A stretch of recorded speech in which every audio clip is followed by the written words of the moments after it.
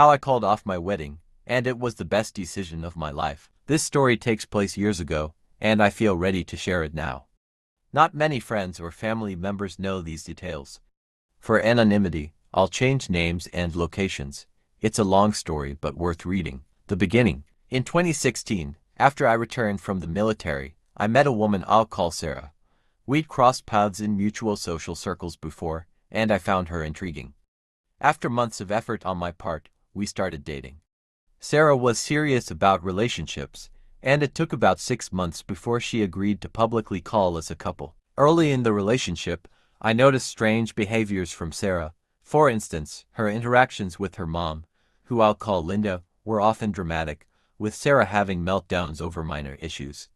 At first, I thought it was just a quirk, something manageable. I was wrong.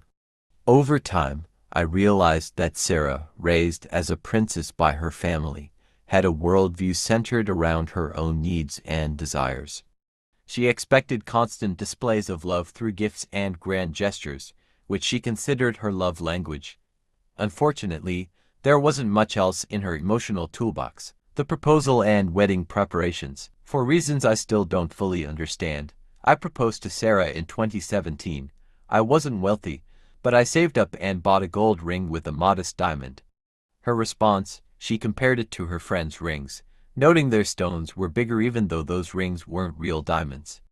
This incident reflected a pattern. Sarah's actions often seemed driven by appearances and competition with others. Our wedding was planned for 9 months after the proposal, but delays ensued.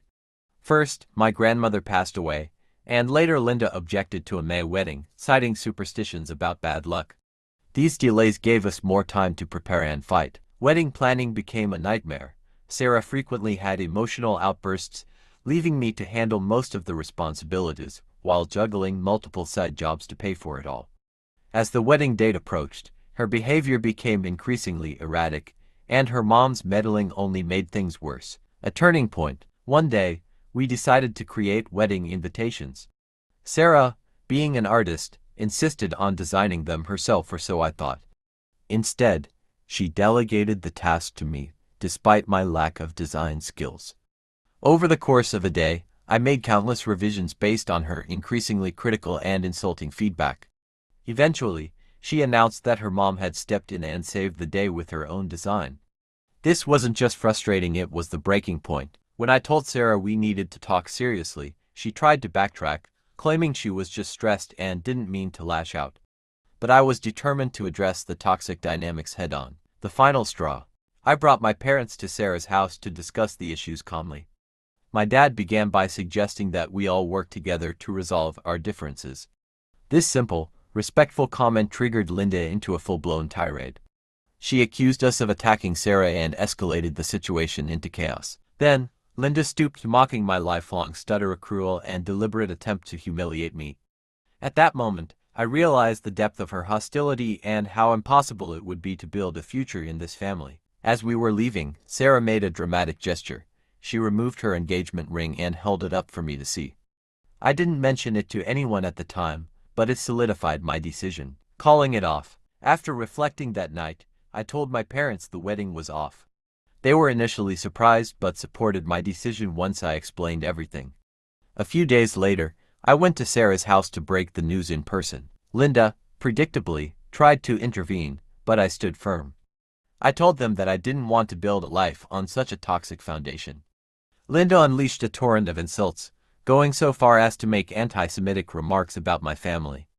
I stayed calm, said my goodbyes, and walked out. Aftermath. Sarah and I agreed to keep the details private, but Linda took it upon herself to spread lies about me to mutual friends, claiming I abandoned Sarah because of her health issues, a complete fabrication.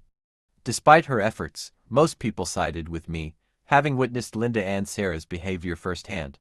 In the end, calling off the wedding was the best decision I ever made. It was painful at the time, but it saved me from a lifetime of misery. I've since found happiness and peace far away from the chaos of that relationship.